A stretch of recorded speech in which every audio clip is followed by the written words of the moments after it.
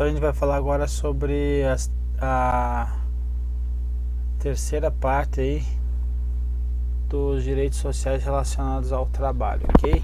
Então estamos aí na semana 5, dia 5, perfeito? Então vamos lá. Vou puxar aqui a caneta, ok. Primeira questão: a diminuição legal da hora de serviço noturna, ou seja, de 52 minutos e 30 segundos, constitui vantagem que não exclui o direito de o trabalhador receber adicional em sua remuneração. O que ele está dizendo aqui? Que está falando que a hora noturna não tem 60 minutos, mas tem o quanto? 52 minutos e 30 segundos. Só que essa redução ela não exclui o direito do trabalhador a receber o adicional em sua remuneração. Qual adicional? O adicional no noturno. Perfeito? Então, questão correta. Aqui a súmula 214 do STF vai dizer que a duração legal da hora do serviço noturno, 52 e 30, constitui vantagem suplementar que não dispensa o salário adicional.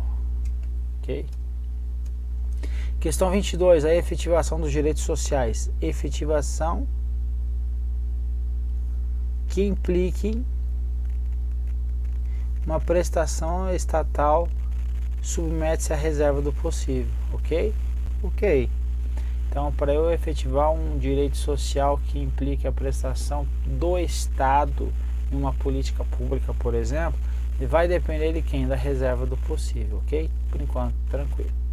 Cujo conteúdo, no sentido amplo, compreende tanto a capacidade do Estado em cumprir a obrigação, então, vai compreender então em cumprir a obrigação, exemplo, a saúde é um direito de todos, dever do Estado, então é uma obrigação, como a razoabilidade da prestação exigida, em face do caso concreto, certo? Então, seria a reserva do possível, eu tenho que cumprir uma obrigação, mas eu tenho que também ter essa razoabilidade, então a questão está correta, ele está aí dentro dos limites aí da reserva do possível, ok? O STF fala aí que a da reserva do financeiramente possível não pode, complementação, tá? Não pode ser invocada pelo poder público com o propósito de fraudar, frustrar ou inviabilizar a implementação das políticas públicas definidas na própria Constituição e encontra insuperável limitação na garantia constitucional do mínimo existencial. Perfeito? Questão 23. Os princípios constitucionais do trabalho expressos ou deduzíveis na Constituição Federal são princípios. Quem? O princípio da proteção do trabalhador e o princípio da não discriminação. Então, ou são expressos ou são deduzíveis na Constituição Federal. Os dois princípios. O primeiro aqui, então, o princípio da proteção do trabalhador contra dispensa arbitrária e o princípio da não discriminação, igualdade entre, por exemplo, pessoas de sexos distintos. Questão correta? Correta. Veja, o princípio da proteção vai ter, então, a proteção aí que, segundo autores, vai falar que conflito capital entre o capital e o trabalho, a relação do poder é historicamente desequilibrada, ou seja, obviamente a parte do capital tem mais poder, aí sendo para atenuar então essa assimetria ficou assente na doutrina a jurisprudência do princípio da proteção, ok? Mas tem aí eu trouxe aí o que um autor traz aí, mas aqui eu poderia estar expressos ou deduzíveis, princípio da proteção do trabalho. O trabalho aí, ele é protegido aí contra, por exemplo, a automação, perfeito? Então, a questão está correta. Aqui são princípios aí da não discriminação, da igualdade. Temos aí no artigo 7º alguns incisos. Aqui nós temos a proibição da diferença entre salário, exercícios e critério de admissão por motivo de sexo, idade, cor ou estado civil.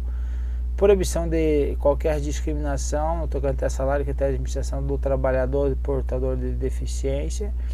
Proibição de distinção entre trabalho manual, técnico ou intelectual. Então não pode ter a distinção, ou entre profissionais respectivos. E também traz aí a igualdade de direitos entre trabalhador com vínculo e o trabalhador avulso, ok?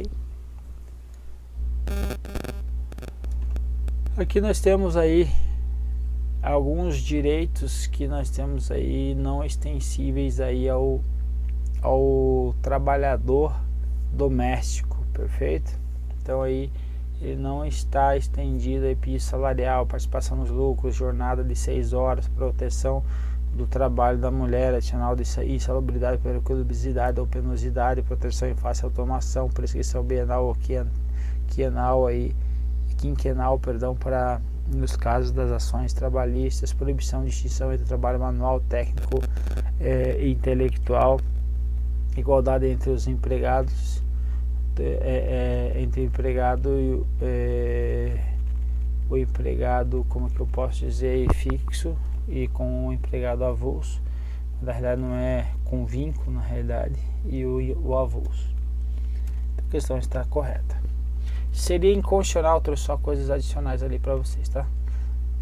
Seria inconstitucional uma lei que determinasse que o serviço público, que no serviço público a remuneração do serviço extraordinário fosse de apenas 30% superior à normal. Seria inconstitucional? Seria, porque está previsto onde? Previsto na Constituição Federal, que vai ser o extraordinário, vai ser pelo menos superior a 50% da hora do serviço normal. Olha só, aplica-se aos servidores ocupantes de cargo público ou disposto no artigo 7º os incisos tal e 16. O 16 você vai dizer que a remuneração do serviço extraordinário superior no mínimo a 50% a do normal, ok? Então seria inconstitucional uma lei que determinasse que fosse de 30%, porque a Constituição garante os 50%, ok? 25. Se põe com uma agroindústria alegando necessidade de redução de custos, reduzir o salário em 50% seus empregados em 20%. Então a redução foi de 20% e o público foi de 50%. Houve então um decídio coletivo. Após diversas negociações, o sindicato, a categoria e em acordo coletivo concordou com o corte salarial. Então teve o que? Um acordo coletivo para esse corte salarial. Então nesse caso o acordo coletivo não é inconstitucional, porque há a previsão no artigo 7º, inciso 6º. A irredutibilidade do salário é a minha regra, a famosa regra. Mas em casos excepcionais, para preservar o trabalho, nós temos aí que o disposto, salvo disposto em convenção ou acordo coletivo, ou seja, em acordo coletivo, como o caso em tela, pode ocorrer aí a redução do salário. Então a questão estaria correta, certo? Então eu posso ter redução, porque se eu tiver um acordo, porque está previsto aí ou convenção coletiva ou acordo coletivo previsto na Constituição Federal. Então nesse caso não seria inconstitucional, porque tem previsão constitucional. Então a questão está errada por isso. Questão 26, no que tange à organização social, o texto constitucional vigente gerou modificações importantes, tais como a proibição de intervenção federal nos sindicatos, a uniformização das regras para a eleição dos dirigentes sindicais e a proibição de greves nos setores considerados essenciais. Então o que ele está dizendo aqui? O texto constitucional vigente gerou modificações importantes, tais como proibição da intervenção federal nos sindicatos. A uniformização das regras não está previsto na Constituição Federal para a eleição dos dirigentes sindicais, ok? Então a questão está pecando aí por causa disso. Então, o poder público, a lei não poderá exigir autorização do Estado para a fundação do sindicato, então é livre a fundação do sindicato, não sofre interferência a fundação do sindicato, e veda o poder público ainda a interferência e a intervenção na organização sindical. Questão 27. A Constituição Federal de 88 impôs, em caso de demissão, uma elevação considerável no valor da compensação a ser paga ao empregado pelo empregador. O que ele está dizendo aqui? Se ocorrer aí uma demissão, vai ter o que? Uma compensação monetária aí, ou seja, vai ter uma rescisão contratual, vai ter algo a mais. Tem essa previsão? Tem. Ou seja, você vai pagar 40% lá, por exemplo, do FGTS. Então veja que a Constituição Federal traz aí. São direitos dos trabalhadores urbanos e rurais, além de outros, que visam a melhoria da condição social. A relação de emprego protegida contra a despedida arbitrária. Então tem o que?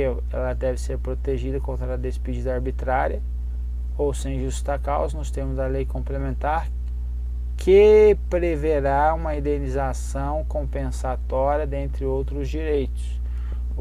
Ok? Então a Constituição impõe, certo, uma elevação considerável. Ela diz que preverá, então está tendo uma imposição da indenização. O seguro-desemprego, em caso de despedida aí involuntária, ou seja, despedida arbitrária, perdão, ou desemprego involuntário, e ainda prevê o FGTS, ok? Então a Constituição impôs aí, em certos casos de demissão, uma elevação considerável no valor da compensação, ok? Que é o caso da nossa aqui indenização. Questão 28. O direito ao trabalho e ao livre exercício profissional está consagrado entre os direitos sociais. Aqui nós temos duas situações. O primeiro aqui nós temos o que? É um direito social, porém o livre exercício profissional é um direito o que? Individual. Direitos e garantias fundamentais, certo? Então, direitos e garantias fundamentais. Então, ele está errado por isso, porque um é direito social. E ele vai dizer que o direito de trabalho e o livre exercício profissional está consagrado entre os direitos sociais. Quem não está consagrado é o livre exercício profissional. Por quê? O trabalho está entre aquele rol que nós já vimos aí, que eu trouxe aquela figura, ok? Aí no artigo 5º, inciso 13, vai dizer que é livre exercício de qualquer trabalho, ofício ou profissão, atendidas as qualificações profissionais que a lei estabelecer. Então veja, o exercício, aqui ó, o exercício de qualquer trabalho, ofício ou profissão, que é o exercício profissional, não está entre os direitos sociais, perfeito? Está entre os direitos e garantias fundamentais. Então, por isso a questão está incorreta.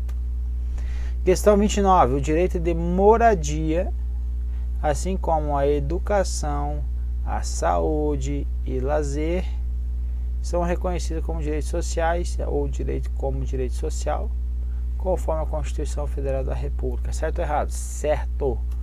Moradia. Então, onde está a moradia aqui? A moradia, a educação, onde está a educação? Educação, aqui em cima. Educação, lazer, são reconhecidos como direitos sociais. Pronto, estão aí. Então a questão está correta. Última questão.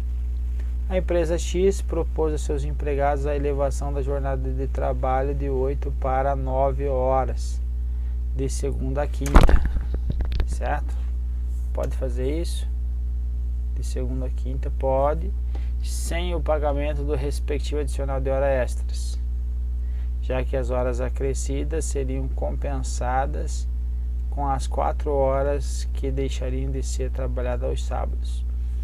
Porque a Constituição Federal diz que lá no inciso 13º que por dia o trabalhador vai trabalhar quanto tempo?